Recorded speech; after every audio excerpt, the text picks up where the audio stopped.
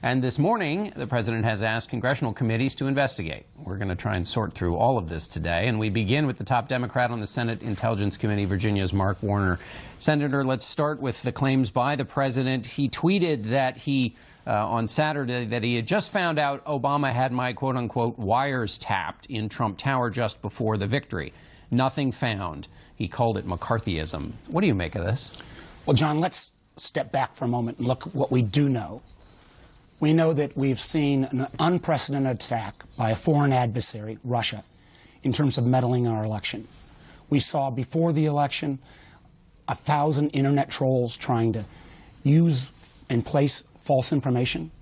We saw manipulation of certain algorithms so that if you Googled certain items, you got Russian news, RT news, other false news. We saw the selective hacking into DNC and individuals that then try to leak that information to benefit Mr. Trump. We also saw, before the election, an unusual change in the Republican platform to favor Russia. We saw Mr. Trump himself encourage the Russians to hack into Hillary Clinton, and we saw this just unusual affection that the president seems to have, where he won't say anything bad about Vladimir Putin. And since the inaugural, we've seen the resignation of the National Security Advisor and the recusal of the Attorney General because of contacts with the Russians. Now we have this unsubstantiated claim made by the president, which shows in a certain way that the president doesn't understand how you obtain a wiretap. You have to go before a judge and show either probable cause, or, if it's in terms of foreign intelligence, a FISA court, and show that there is evidence of some type of contact with a foreign adversary. So what I find so strange, and I thought the president's comments could no longer surprise me, but boy, this one yesterday surprised me. To make that type of claim without any evidence is, I think, very reckless. Do you think there is let's stick to the president's claim first and then go back to the other list you made. Do you think there is any FISA court order? This morning on Meet the Press, former Director of National Intelligence James Clapper said there was no FISA court order. I'm not aware of any FISA court order regarding the Trump Tower. Could there have been ones of it in other kinds of FISA orders? I'm not going to get into what ongoing investigations the FBI might be taking, but I think it doesn't take a Sherlock Holmes to realize, with this litany of events and this drip, drip, drip of activities, our investigation.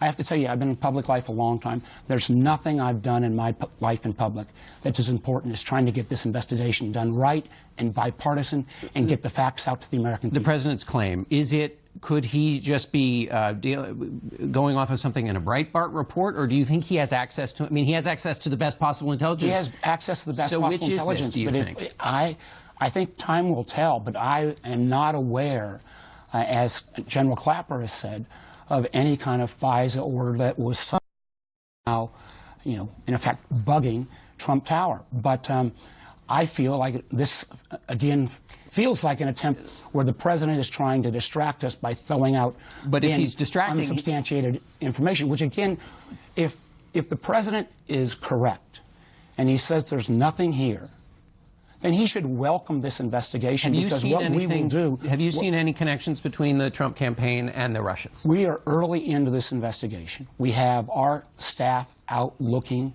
at information at Langley. I'm going to go out this week. We're going to have unprecedented access to all of the intelligence. Meaning the FBI intelligence as well, because your House counterpart says the FBI is holding back, all of the intelligence that is appropriate. We're going to get to all of that. I know my colleagues on both sides of the aisle will look at this.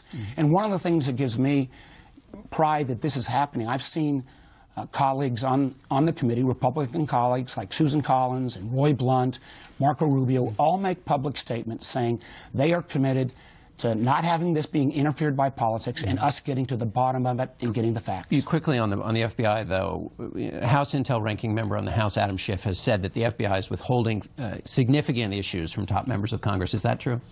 I believe I have a good working relationship with Director Comey. Are you getting what you need?